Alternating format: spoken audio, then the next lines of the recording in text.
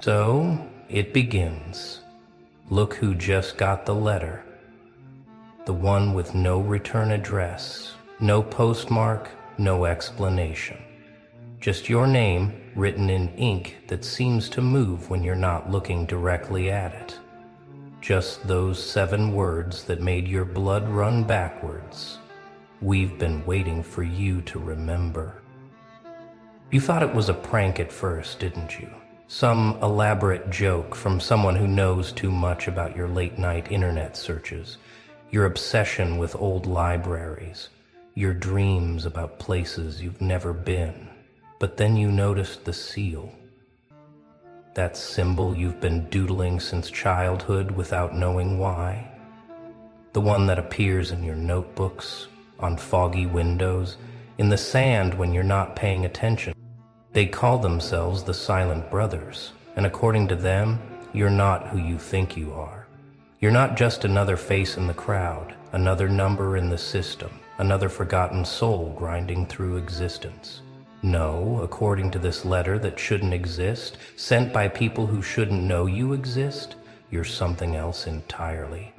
You're their lost heir, the missing piece of a puzzle that's been incomplete for decades. But here's the thing that should terrify you. You've never heard of them. Not once. Not in any book, any website, any whispered conversation in the corners of the world where secrets go to hide. The Silent Brothers don't exist in any registry, any historical document, any conspiracy theory forum. They are not even a rumor. They're less than ghosts. They're an absence where something should be. And yet, the moment you read their name, something in your chest responded, didn't it? Like a key turning in a lock you didn't know was there. Like a frequency only you can hear, suddenly broadcasting at full volume.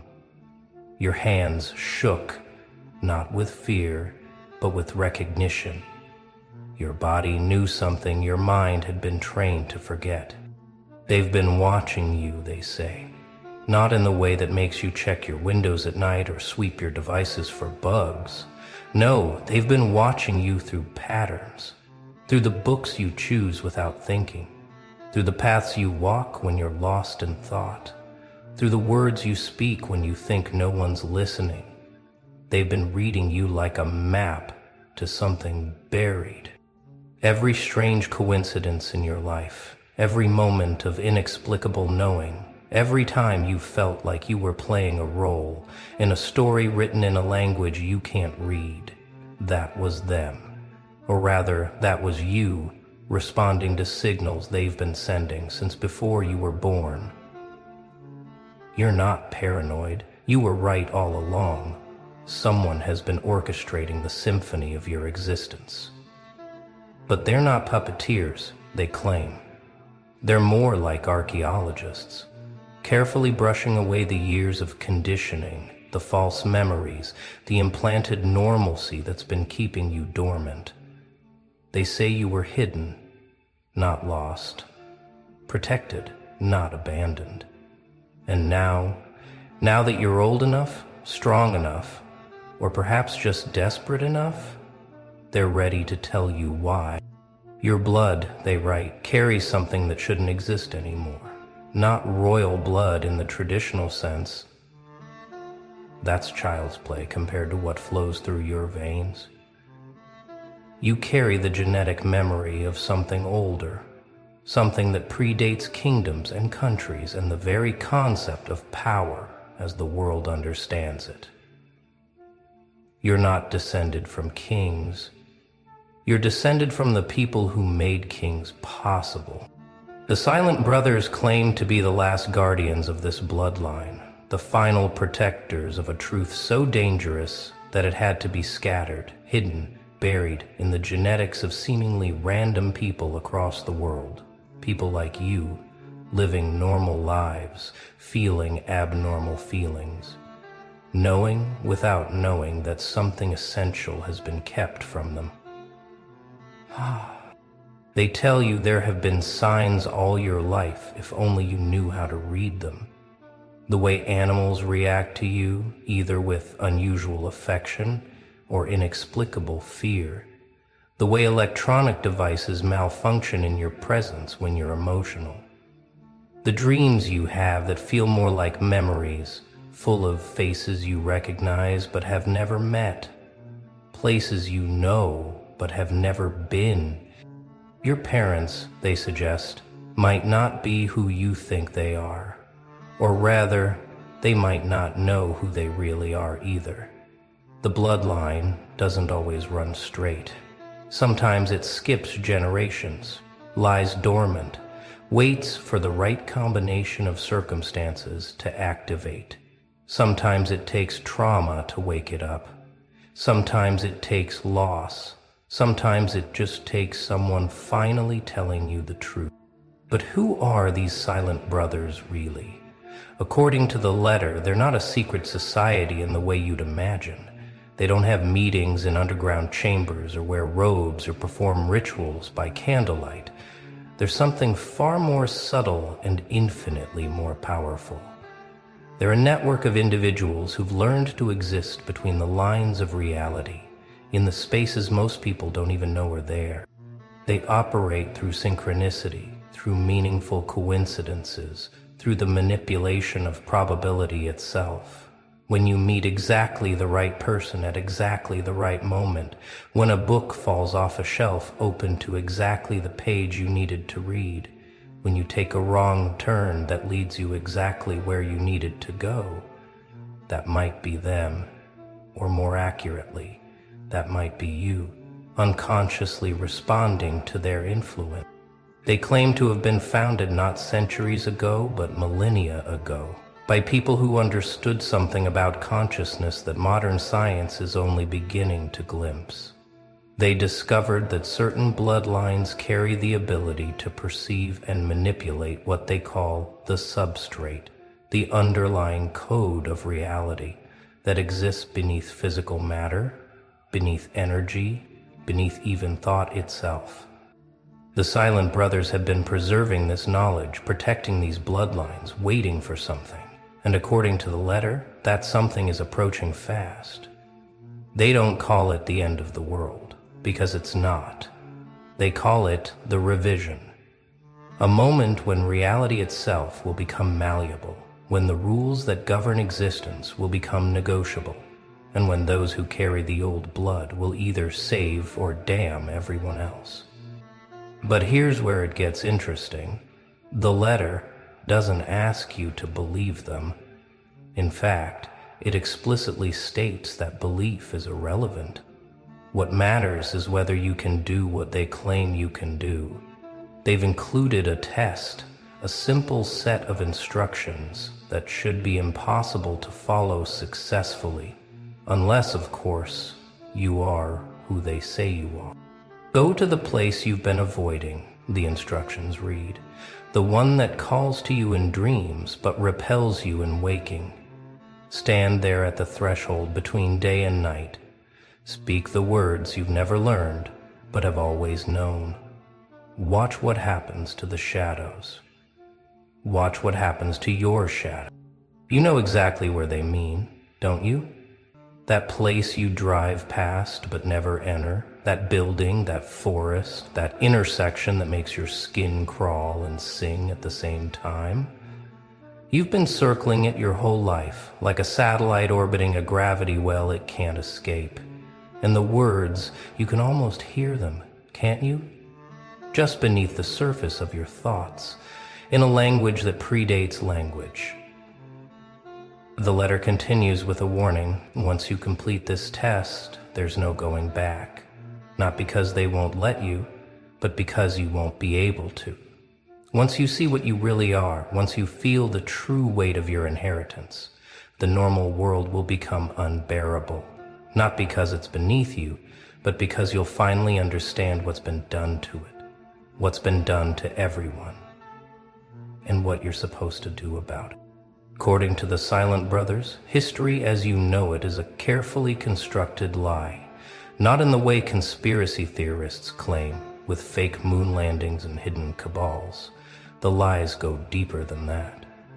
The very structure of how you perceive time, causality, and identity has been manipulated to keep humanity docile and disconnected from its true potential. They claim there was a time when humans could do things that would seem like magic now, not through technology or tools, but through consciousness itself. People could communicate without words, heal without medicine, travel without moving. But something happened.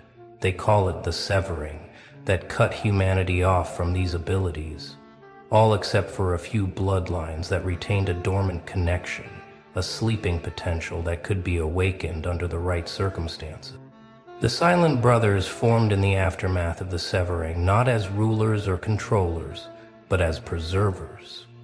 They've been maintaining the knowledge, protecting the bloodlines, and preparing for the moment when the severing could be healed. But they've had to work in absolute secrecy because there are others who benefit from humanity's disconnection, others who've built their power on the foundation of humanity's limitation. These others, the letter doesn't name them directly but refers to them as the architects of absence, have been actively hunting the bloodlines, either to eliminate them or corrupt them. Every mysterious disappearance, every sudden madness, every family line that ends abruptly might be their work. And according to the Silent Brothers, you've survived multiple attempts on your life without even knowing it. What exactly is this inheritance they claim you carry? It's not money or property or even knowledge in the traditional sense. It's something they call the sight.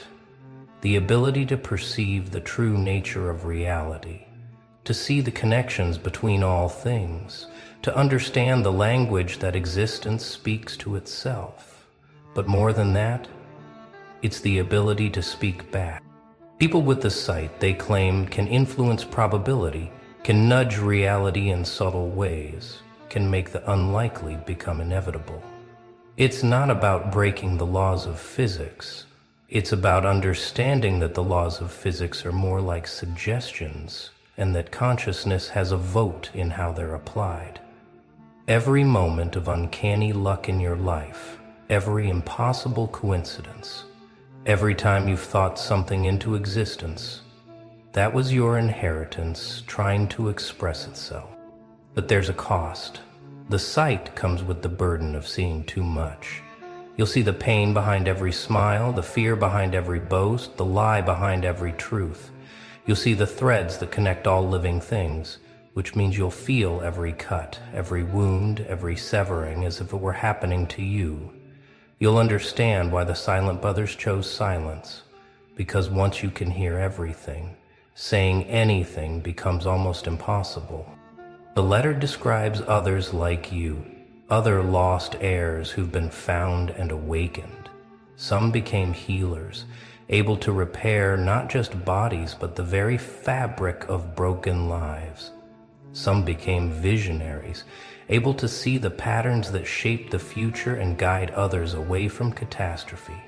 Some became warriors, fighting battles in dimensions most people don't know exist. And some, the letter admits, couldn't handle the weight of it and chose to return to sleeping, though they were never quite the same. But why now? Why are the Silent Brothers breaking their silence, reaching out to lost heirs like you after all this time? The letter speaks of an acceleration, a quickening, a convergence of patterns that suggests something massive is about to shift. They don't call it apocalypse because that word has been corrupted to mean ending. They call it the opening, a moment when the barriers between what is and what could be become permeable. During the opening, they claim, the abilities of those with the sight will be amplified beyond measure. The subtle influence you've always had on reality will become a roar. The quiet knowing will become undeniable certainty. The connection you felt to something greater will become a direct line to the source code of existence itself. But so too will the abilities of those who oppose the awakening, those who profit from humanity's sleep. The Silent Brothers need you, and others like you, to be ready, not to fight in any traditional sense, but to hold space for a new possibility, to be lighthouse keepers in a storm that will test the very foundations of what people believe is real, to be anchors for those who will be swept away by the revelation that everything they thought they knew was just one channel on an infinite dial of possible reality. They're not asking you to save the world. They're asking you to help the world save itself by remembering what it really is. But first, you have to remember what you really are. And that process, they warn, might destroy everything you think you know about yourself. The letter presents you with 3 choices, though it admits that for someone like you, there's really only one. The first choice is to ignore everything, burn the letter, pretend it never arrived. They won't contact you again, won't force anything upon you. You can live out your life in the comfortable prison of normal reality, though they warn that the knowing has already begun and can't be completely undone. The second choice is to investigate but not commit, to research, to question, to dip your toe into the waters of possibility without diving in. They'll provide you with more information, connect you with others who are questioning, let you observe without participating, but they warn that half awakening is its own kind of torture. To see the door but not walk through it, to know the truth but not embody it. The third choice is full acceptance, to take the test, to meet with the Silent Brothers, to begin the process of remembering and reclaiming your inheritance. This means leaving behind not necessarily your life, but your attachment to the illusion of it. It means accepting that you've been playing a character in someone else's story and deciding to write your own. It means becoming what you've always been, but were convinced you couldn't be. But here's the twist they save for the end. The choice has already been made, not by them, not even by you, but by the part of you that exists outside time, that knew this moment would come and has been preparing for it your whole life. Every decision you've made, every path you've taken has been leading you here. The only question is whether you'll consciously align with what your deeper self has already chosen. The letter includes something else, something that makes your hands shake as you read it. A series of seemingly random words and phrases that trigger something deep in your memory. Not memories of learning them, but memories of knowing them, as if they've always been there, waiting to be activated. They call these recognition